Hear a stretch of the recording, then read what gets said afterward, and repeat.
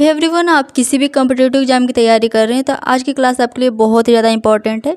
बिल्कुल भी स्किप मत करिएगा आज की क्लास को। आज हम करने वाले हैं 7 जून के सारे जो इंपॉर्टेंट टॉपिक्स हैं उनको हम 50 MCQ में कवर करेंगे, तो आप वीडियो को पूरा देखिएगा। तो चलिए आज के पहले प्रश्न की तरफ चलते हैं। आज का पहला प्रश्न है, हर साल 7 जून को दुनिया भर में कौन सा महत्वपूर्ण दिवस मनाया जाता है? 7 जून को कौन सा महत्वपूर्ण दिवस मनाया जाता है? तो विश्व खाद्य सुरक्षा दिवस मनाया जाता है। बी ऑप्शन इसका राइट होगा। विश्व खाद्य सुरक्षा दिवस का उद्देश्य क्या होता है? तो इसका उद्देश्य है सुरक्षित भोजन के बारे में जागरूकता बढ़ाना और खाद्य जनित बीमारियों की रोकथाम को प्रोत्साहित करना इसका उद्देश्य होता है विश्व खाद्य सुरक्षा दिवस का। बाकी अगर हम बात करें विश्व खाद्य दिवस की, तो विश्व खाद्य दिवस कब मनाया जाता है? तो मनाया जाता है 16 अक्टूबर को। विश्व खाद्य दिवस 16 अक्टूबर को मनाया जाता है, क्योंकि इसी दिन 1945 में 16 अक्टूबर 1945 में फूड एंड एग्रीकल्चर ऑर्गेनाइजेशन की स्थापना हुई थी। उसके लिए विश्व खाद्य दिवस 16 अक्टूबर को मनाया जाता है और विश्व खाद्य सुरक्षा दिवस 7 जून को मनाया जाता है। चलिए अगले प्रश्न की तरफ चलते हैं। प्रश्न नंबर 2 है, वर्ष 2026 में मनाए गए विश्व खाद्य सुरक्षा दिवस की आधिकारिक थीम क्या रखी गई है? इसकी थीम है from burden to solution safe food. C option इसका राइट होगा। अगला प्रश्न देखते हैं। प्रश्न नंबर 3 है, जून 2026 में नेपाल के विदेश मंत्री भारत की आधिकारिक यात्रा पर आए हैं, उनका नाम क्या है? जो जून 2026 में नेपाल के जो विदेश मंत्री थे वो भारत की यात्रा पर आए थे, तो उनका नाम क्या है? तो इसका राइट ऑप्शन है, उनका नाम शिशिर खनाल है। बी ऑप्शन इसका राइट होगा। विदेश के मंत्री जो हैं नेपाल के, वो उनका नाम शिशिर खनाल है। प्रश्न नंबर 4 है, भारत और किस देश ने मिलकर हाल ही में critical minerals global supply chain observatory launch की है? इसका राइट ऑप्शन है ब्रिटेन ने। सी ऑप्शन इसका राइट होगा, ब्रिटेन, और सी ऑप्शन करेक्ट है। ब्रिटेन और भारत ने मिलकर critical minerals global supply chain observatory launch की है। अगला प्रश्न है, प्रश्न नंबर 5, हाल ही में किसे विश्व बैंक में कार्यकारी निदेशक के रूप में नियुक्त किया गया है? इसका राइट ऑप्शन क्या होगा? नीलकंठ मिश्रा को। ए ऑप्शन करेक्ट है इसका। इस नीलकंठ मिश्रा को विश्व बैंक कार्यकारी निदेशक के रूप में नियुक्त किया गया है। प्रश्न नंबर 6 देखते हैं। प्रश्न नंबर 6 क्या है, हाल ही में जारी रिपोर्ट के अनुसार कौन सा देश दुनिया का दूसरा सबसे बड़ा सौर विकास बाजार बनकर उभरा है? तो कौन सा देश है? इसका राइट ऑप्शन होगा भारत देश। हाल ही में भारत देश दुनिया का दूसरा सबसे बड़ा सौर विकास बाजार बना है। बी ऑप्शन इसका करेक्ट होगा। प्रश्न नंबर 7, भारत के शतरंज खिलाड़ी अर्जुन एरिगैसी ने हाल ही में कौन सी बड़ी उपलब्धि हासिल की है? किसने? अर्जुन एरिगैसी। इसका करेक्ट ऑप्शन है, इन्होंने FIDE रेटिंग्स के टॉप 10 में शामिल हुए हैं। बी इसका करेक्ट ऑप्शन होगा। अगला प्रश्न देखते हैं। प्रश्न नंबर 8 है, मदर डेयरी ने हाल ही में पर्यावरण अनुकूलन पैकेजिंग की दिशा में भारत का पहला कौन सा अनूठा उत्पाद लॉन्च किया है? इसका करेक्ट ऑप्शन क्या है? इसका राइट ऑप्शन है बी, प्राकृतिक रूप से सड़ने वाला जो मिल्क पाउच है। बी ऑप्शन इसका करेक्ट होगा। अगले प्रश्न की तरफ चलते हैं। प्रश्न नंबर 9 है, हाल ही में वैज्ञानिकों ने मेसालिना विश्नोई नामक एक नई प्रजाति की खोज की है। यह जीव किस वर्ग से संबंधित है? कौन सा जीव? मेसालिना विश्नोई। इसका राइट ऑप्शन होगा ये छिपकली से संबंधित है। ए ऑप्शन इसका करेक्ट है। भारत सरकार ने थोक मूल्य सूचकांक का आधार वर्ष 2011 से 12 से बदलकर अब क्या कर दिया गया है? तो इसका राइट ऑप्शन है 2022 से 23 कर दिया है। सी ऑप्शन इसका करेक्ट होगा। प्रश्न नंबर 11 है, नए संशोधनों के बाद थोक मूल्य सूचकांक की बास्केट में वस्तुओं की संख्या 697 से बढ़ाकर कितनी कर दी गई है? इसका करेक्ट ऑप्शन है 697 से बढ़ाकर 957 कर दी गई हैं। बी ऑप्शन इसका करेक्ट होगा। चलिए अगले प्रश्न की तरफ चलते हैं। प्रश्न नंबर 12 है, भारतीय रिजर्व बैंक ने जून 2026 मौद्रिक नीति समीक्षा में रेपो रेट को कितना प्रतिशत पर स्थिर रखा है? इसका करेक्ट ऑप्शन होगा 0.065 रेपो रेट की प्रतिशत रखी गई है। सी ऑप्शन इसका करेक्ट है। चलिए अगले प्रश्न की तरफ चलते हैं। प्रश्न नंबर 13 है, हाल ही में DRDO द्वारा सफल परीक्षित रुद्रम सेकंड किस प्रकार की मिसाइल है? ये किस प्रकार की मिसाइल है? तो ये हवा की सतह पर मार करने वाली एंटी रेडिएशन मिसाइल है। बी ऑप्शन इसका राइट होगा। अगला प्रश्न है प्रश्न नंबर 14, अरावली पहाड़ियों में अवैध खनन की जांच और पर्यावरण संरक्षण की निगरानी के लिए सुप्रीम कोर्ट ने किसके तहत एक हाई लेवल कमेटी का गठन किया है? इसका राइट ऑप्शन है केंद्रीय पर्यावरण वन और जलवायु परिवर्तन मंत्रालय के तहत से सुप्रीम कोर्ट ने हाई लेवल कमेटी का गठन किया है। बी ऑप्शन इसका करेक्ट होगा। चलिए प्रश्न नंबर 15 है, भारत ने आधिकारिक तौर पर किस दक्षिण पूर्वी एशियाई देश में अपनी UPI भुगतान सेवाओं को शुरू किया है? कंबोडिया में। ए ऑप्शन करेक्ट है। कंबोडिया में भारत ने आधिकारिक तौर पर दक्षिण पूर्वी एशियाई देश में अपने UPI भुगतान का सेवाएं शुरू कर दी हैं। ए ऑप्शन इसका करेक्ट होगा। अगले प्रश्न की तरफ चलते हैं। प्रश्न नंबर 16 है, बुल्गारिया हाल ही में यूरोपीय संघ के यूरोजोन में शामिल होने वाला कौन सा देश बन गया है जिसने कि यूरो को अपनी आधिकारिक मुद्रा माना है? इसका करेक्ट ऑप्शन है 21वां देश। सी ऑप्शन इसका करेक्ट होगा। भारतीय नौसेना ने हाल ही में समुद्री सुरक्षा को मजबूत करने के लिए किस अत्याधुनिक प्रणाली का सफल परीक्षण किया है? इसका राइट ऑप्शन है AI आधारित समुद्री निगरानी प्रणाली। ए ऑप्शन इसका करेक्ट होगा। चलिए अगले प्रश्न की तरफ चलते हैं। प्रश्न नंबर 18, जून 2026 में किस राज्य सरकार ने शिक्षा प्रणाली को आधुनिक बनाने के लिए एक नया AI आधारित एजुकेशन प्लेटफॉर्म लॉन्च किया है? वो कौन सा राज्य है? तो वो इसका करेक्ट ऑप्शन है उत्तर प्रदेश से। बी ऑप्शन इसका राइट होगा। उत्तर प्रदेश की सरकार ने शिक्षा प्रणाली को आधुनिक बनाने के लिए नया AI आधारित एजुकेशन प्लेटफॉर्म लॉन्च किया है। बी ऑप्शन इसका करेक्ट है। केंद्रीय मंत्री भूपेंद्र यादव ने विश्व पर्यावरण दिवस के अवसर पर किस राज्य या फिर केंद्र शासित प्रदेश में 18 नमो ऑक्सीजन पार्क का उद्घाटन किया है? इसका राइट ऑप्शन होगा दिल्ली। ए ऑप्शन इसका करेक्ट है।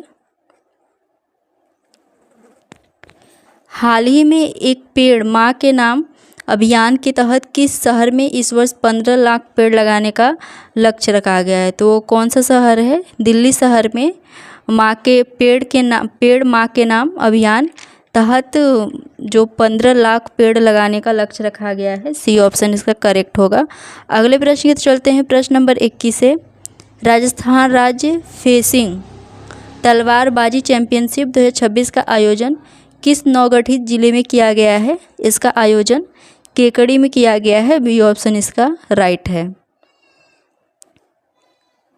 अमेरिकी राष्ट्रपति डोनाल्ड ट्रंप ने हाल ही में भारत के साथ किस क्षेत्र में जल्द ही एक बड़ी ऐतिहासिक डील होने की संभावना जताई है?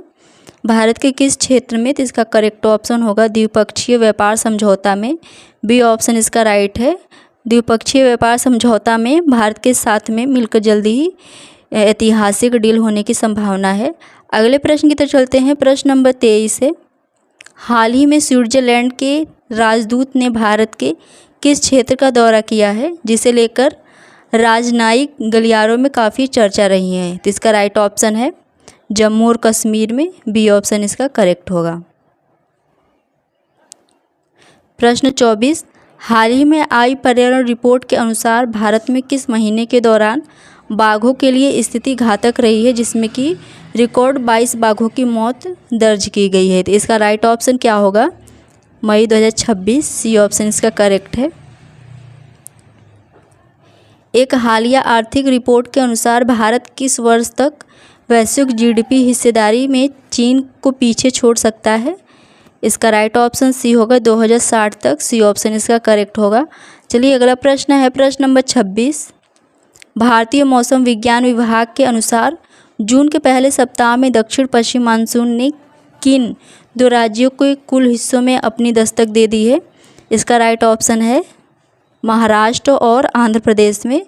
बी ऑप्शन करेक्ट होगा। महाराष्ट्र और आंध्र प्रदेश में जून के पहले सप्ताह में दक्षिण पश्चिम मानसून ने कुछ हिस्सों में अपनी दस्तक दे दी है।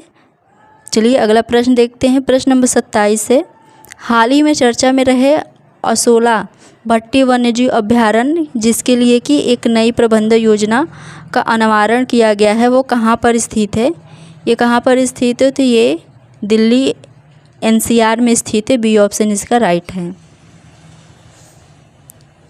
भारतीय विमानपत्तनम क्षेत्र में वित्तीय निवेश के तहत GQG पार्टनर्स ने GMR एयरपोर्ट्स में अपनी 1.85% हिस्सेदारी और 1906 करोड़ में किसे बेची है? तो इसका राइट ऑप्शन क्या है? ये किसे बेची है? फिडेलिटी को बेची है। ए ऑप्शन इसका करेक्ट होगा। उपराष्ट्रपति CP राधाकृष्णन द्वारा विमोचित की गई नई पुस्तक किस संवैधानिक संस्था के महत्वपूर्ण और सुधारात्मक हस्तक्षेपों पर प्रकाश डालती है? ये भारत के नियंत्रकों महालेखक परीक्षक पर प्रकाश डालती है। सी ऑप्शन इसका करेक्ट होगा। पुरातत्वविदों द्वारा राखी गढ़ी में मिले कंकालों का नया अध्ययन किया जा रहा है। यह ऐतिहासिक स्थल किस प्राचीन सभ्यता का हिस्सा है? ये हड़प्पा सभ्यता, सिंधु घाटी की सभ्यता का हिस्सा है। बी ऑप्शन इसका करेक्ट है। रूस ने हाल ही में भारत के साथ मिलकर किस 5वीं पीढ़ी के अत्याधुनिक स्टेल्थ लड़ाकू विमान के संयुक्त निर्माण का प्रस्ताव दिया है? इसका राइट ऑप्शन क्या होगा? Su-57। सी ऑप्शन इसका करेक्ट है। Su-57 5वीं पीढ़ी के अत्याधुनिक स्टेल्थ लड़ाकू विमान के संयुक्त निर्माण का प्रस्ताव दिया है। सी ऑप्शन इसका राइट है। चलिए अगला प्रश्न देखते हैं। प्रश्न नंबर 32 है, हाल ही में जारी वैश्विक स्वास्थ्य आंकड़ों के अनुसार 2024 में दुनिया भर में 5 वर्ष से कम उम्र के कितने बच्चों की मृत्यु दर्ज की गई है, जो कि बाल स्वास्थ्य चिंताओं में बढ़ाती है? तो इसका राइट ऑप्शन क्या है? 49 लाख बच्चे। सी ऑप्शन करेक्ट है।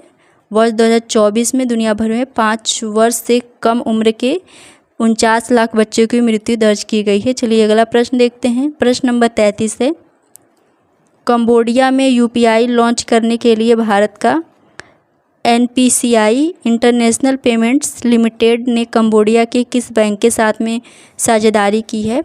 तो किस बैंक के साथ में? नेशनल बैंक ऑफ कंबोडिया के साथ में साझेदारी की है। बी ऑप्शन इसका राइट होगा। वाणिज्य मंत्रालय ने कार्बन उत्सर्जन कम करने और सस्टेनेबल ट्रांसपोर्ट सिस्टम बनाने के लिए किस राष्ट्रीय मिशन की शुरुआत की है? ग्रीन लॉजिस्टिक मिशन 2026 की शुरुआत की है। बी ऑप्शन इसका राइट होगा। प्रश्न नंबर 35 है, भारत और दक्षिण कोरिया ने हाल ही में किस उभरती हुई रणनीतिक तकनीकी के क्षेत्र में सहयोग बढ़ाने के लिए एक समझौता ज्ञापन पर हस्ताक्षर किए हैं? तो इसका राइट ऑप्शन क्या होगा? सेमीकंडक्टर तकनीक। बी ऑप्शन इसका करेक्ट है। हाल ही में किस वैश्विक AI संस्था एंथ्रोपिक ने चेतावनी दी है कि अनियंत्रित आर्टिफिशियल इंटेलिजेंस मानवता के लिए एक बड़ा खतरा बन सकती है? इसका राइट ऑप्शन है एंथ्रोपिक। बी ऑप्शन इसका करेक्ट होगा। अगला प्रश्न देखते हैं। प्रश्न नंबर 37 है, हाल ही में कैंसर के इलाज में एक नई उम्मीद जगाने वाली दवा के परीक्षण किया गया है, जो कि सीधे किन कोशिकाओं को निशाना बनाती है? तो ये किन कोशिकाओं को निशाना बनाती है? ट्यूमर कोशिकाएं। बी ऑप्शन इसका राइट है। भारत जिम्बाब्वे संयुक्त रक्षा समिति की पहली ऐतिहासिक बैठक हाल ही में कहाँ पर आयोजित की गई है? ये नई दिल्ली में आयोजित की गई है। बी ऑप्शन इसका करेक्ट है। अगला प्रश्न है प्रश्न नंबर 39, हाल ही में नीतिगत उपायों के कारण भारत में किस प्रकार के विदेशी वित्तीय प्रभाव में भारी वृद्धि दर्ज की गई है? विदेशी पोर्टफोलियो और प्रत्यक्ष निवेश। बी ऑप्शन इसका करेक्ट है। कर्नाटक के नवनियुक्त मुख्यमंत्री के रूप में डी.के. शिवकुमार ने शपथ ली है। वे राज्य के कौन से नंबर के मुख्यमंत्री बने हैं? ये राज्य के 25वें नंबर के मुख्यमंत्री बने हैं। सी ऑप्शन राइट है। कहाँ के? तो कर्नाटक के मुख्यमंत्री बने हैं। अगला प्रश्न है प्रश्न नंबर 41। कर्नाटक के नए कैबिनेट गठन के दौरान किसे राज्य के उप मुख्यमंत्री के रूप में पद की शपथ दिलाई गई है? इसका राइट ऑप्शन है डॉक्टर जी परमेश्वर को। बी ऑप्शन इसका करेक्ट होगा। हाल ही में किसे कर्नाटक विधानसभा का अंतरिम अध्यक्ष नामित किया गया है? रुद्रप्पा मनप्पा लमानी को। ए ऑप्शन इसका करेक्ट है। अगला प्रश्न है प्रश्न नंबर 43। सावेल्स की हालिया वैश्विक रैंकिंग के अनुसार भारत का कौन सा शहर दुनिया के सबसे तेज़ी से बढ़ते शहरों में शीर्ष पर रहा है? इसका राइट ऑप्शन है बेंगलुरु। सी ऑप्शन इसका करेक्ट होगा। चलिए अगला प्रश्न देखते हैं। प्रश्न नंबर 44 है महिलाओं के स्वास्थ्य अधिकारों को बढ़ावा देने के लिए किस भारतीय राज्य ने देश की पहली मोनोपॉज क्लिनिक श्रृंखला शुरू की है? वो कौन सा भारतीय देश है? तो महाराष्ट्र है। बी ऑप्शन इसका करेक्ट है। स्वास्थ्य और फिटनेस को बढ़ावा देने के लिए हाल ही में किस देश में नागरिकों को दैनिक शारीरिक गतिविधियों से जोड़ने हेतु कौन सा राष्ट्रव्यापी अभियान शुरू किया गया है?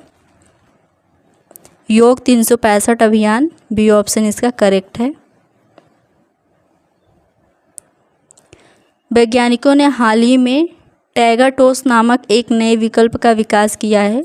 यह क्या है? टैगाटोस क्या है? तो ये कम कैलोरी वाली प्राकृतिक चीनी है। ए ऑप्शन इसका राइट है। अगला प्रश्न है प्रश्न नंबर 47। हाल ही में उत्तर प्रदेश सरकार ने वित्तीय वर्ष 2026 से 27 के लिए कितने लाख करोड़ रुपए का भारी भरकम बजट विधानसभा में पेश किया है? 9.12 लाख करोड़। सी ऑप्शन इसका राइट है। अगला प्रश्न है प्रश्न नंबर 48। वर्ष 2026 में 5 जून को मनाए गए विश्व पर्यावरण दिवस की मेजबानी आधिकारिक तौर पर किस देश द्वारा की गई है? इसकी मेजबानी सऊदी अरब द्वारा की गई है। बी ऑप्शन इसका राइट होगा। सरकार अगले 5 वर्षों में थोक मूल्य सूचकांक को धीरे धीरे बंद करके किस नए सूचकांक को पूरी तरह से लागू करने की योजना बना रही है? तो इसका राइट ऑप्शन है उत्पादक मूल्य सूचकांक को। बी ऑप्शन इसका करेक्ट होगा। आज का लास्ट प्रश्न है भारत नेपाल शांति और मित्रता संधि जो कि वर्तमान द्विपक्षीय वार्ताओं के कारण पुणे चर्चा में रहा है, वो किस वर्ष हस्ताक्षरित की गई है? तो किस वर्ष हस्ताक्षरित की गई है? तो इसका राइट ऑप्शन है सन 1950। बी ऑप्शन इसका करेक्ट होगा। आज के लिए बस इतना ही। आज की क्लास आपको थोड़ा सा भी हेल्पफुल लगा तो वीडियो को लाइक चैनल सब्सक्राइब जरूर करिएगा। Thanks for watching.